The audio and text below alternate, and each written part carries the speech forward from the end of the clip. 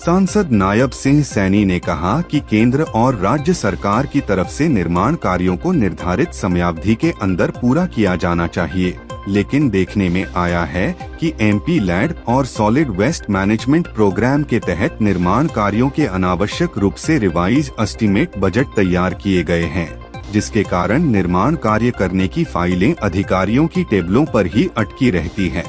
यह एक गंभीर विषय है, इसलिए भविष्य में अधिकारी निर्माण कार्यों का रिवाइज एस्टीमेट बनाने की प्रथा को बंद करें। अगर यह विषय दोबारा सामने आया तो संबंधित अधिकारी के खिलाफ सख्त कार्रवाई भी अमल में लाई जाएगी। सांसद नायब सिंह सैनी सोमवार को लघु सचिवालय के सभागार में जिला विकास संयोजन और निगरानी कमेटी दिशा की बैठक को संबोधित कर रहे थे। इससे पहले अतिरिक्त उपायुक्त अखिल पिलानी ने दिशा की बैठक के एमपी लैंड, दीनदयाल अंत्योदय योजना, Beti Bachao Beti Padhao, mid day meal कार्यक्रम सहित अन्य कई योजनाओं की प्रगति रिपोर्ट को प्रस्तुत किया। सांसद ने कहा कि स्वच्छ भारत मिशन के तहत ग्रामीणों क्षेत्रों में ठोस कचरा प्रबंधन के लिए कुछ मशीनें खरीदी गई थी और इस खरीद कार्य में लापरवाही बरतने के कारण एडीसी को जांच के आदेश दिए गए थे। यह जांच रिपोर्ट तैयार कर ली गई है, इसलिए अब अधिकारियों को आदेश दिए गए हैं कि जांच में जिस भी अधिकारी की लापरवाही सामने आई है उसकी जिम्मेवारी तय की जाए, ताकि संबंधित अधिकारी के खिलाफ नियमानुसार कार्रवाई भी तय की जा सके। सांसद ने स्वच्छ भारत मिशन शहरी क्षेत्र के मामले को गंभीरता से लेते हुए यूएलबी के अधिकारी थानेसर शहर के साथ साथ इस्माइलाबाद, लाडवा, पिहोवा, शाहबाद शहरी क्षेत्रों में स्वच्छता पर विशेष फोकस रखा जाए। इतना ही नहीं, 17 सितंबर से 2 अक्टूबर तक विशेष सफाई अभियान चलाकर शहरी क्षेत्र को स्वच्छ और सुंदर बनाने का काम किया जाए। इतना ही नहीं, कचरा प्रबंधन के लिए जगह की तलाश की जाए ताकि इस जगह पर प्लांट स्थापित किया जा सके। इस प्लांट के स्थापित होने के बाद शहर की सफाई से संबंधित समस्या का समाधान भी संभव हो सकेगा। उन्होंने कहा कि मनरेगा योजना के तहत 31 अगस्त 2023 तक 1203 लाख में से 994.99 लाख रुपए की राशि खर्च की जा चुकी है। इस राशि में से 1.5 करोड़ रुपए खर्च करके 16 रास्तों को पक्का किया जा चुका है। अब इस योजना के जरिए 25 और रास्तों को पक्का करने के निर्देश अधिकारियों को दिए गए हैं। उन्होंने दीनदयाल उपाध्याय ग्रामीण कौशल योजना के तहत युवाओं को रोजगार के लिए प्रशिक्षण देने वाली एजेंसियों को निर्देश दिए हैं कि जिन युवाओं को रोजगार उपलब्ध करवाया गया है उनकी सूची प्रशासन को सौंपी जाए। जो भी एजेंसी सूची जमा नहीं करवाएगी उसके खिलाफ नियमानुसार कार्रवाई भी अमल में लाई जाएगी। सांसद ने कहा कि एमपी लैंड के तहत 31 अगस्त 2023 तक 1023.72 लाख रुपए की राशि में 1019.83 लाख रुपए की राशि जारी की जा चुकी है और इसमें 727.65 लाख रुपए विकास कार्यों पर खर्च किए जा चुके हैं। इस लोकसभा में 247 विकास कार्यों में से 147 विकास कार्य पूरे कर लिए गए हैं और 7 विकास कार्यों पर काम चल रहा है।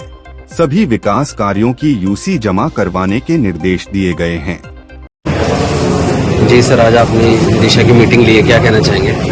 आज दिशा की मीटिंग में लगभग 53 पॉइंट्स थे जो सरकार की योजनाएं चलती हैं, उन योजनाओं के ऊपर उसकी रिव्यू बैठक हुई है। जो विकास के कार्य चल रहे हैं, कहाँ कोई समस्या कोई दिक्कत तो नहीं है, उन सब बातों को लेकर के हर विभाग के अधिकारी से डीपली उसकी चर्चा की है और विकास की गति तेज हो, क्योंकि बहुत सारे काम हैं लगातार प्रोग्रेस के अंदर है और लोगों को उसका लाभ मिलना चाहिए।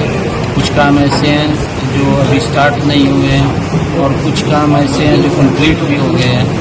काम कंप्लीट हुए हैं उनके लिए भी, और जो प्रोग्रेस में उसकी गति तेज हो और जो अभी स्टार्ट नहीं हो जल्दी स्टार्ट हो जाए, उन सब बातों को लेकर के सभी विभागों के अधिकारियों से इस बैठक के अंदर बैठने एस्टीमेट, क्योंकि जैसे कोई सड़क का एस्टीमेट बना है और एस्टीमेट वो बन रहा है, उसको 1 साल के बाद उसका रिवाइज एस्टीमेट के लिए भेज देते हैं।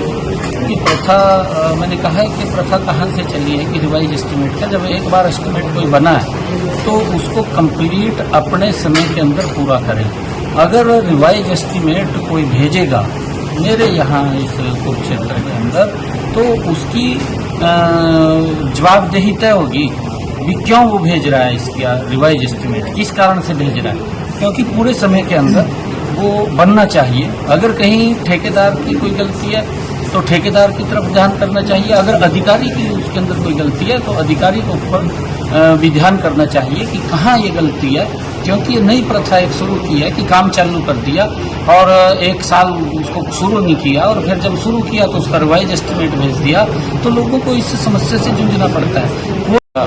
अगर कोई रिवाइज एस्टीमेट भेजेगा तो उसका पूरा का पूरा बना करके लिखित रूप में देगा भी इस कारण से मैं रिवाइज एस्टीमेट भेज रहा हूँ और ये कारण है, तब जाकर के उसके ऊपर कोई अधिकारी बैठ करके निर्णय करेंगे।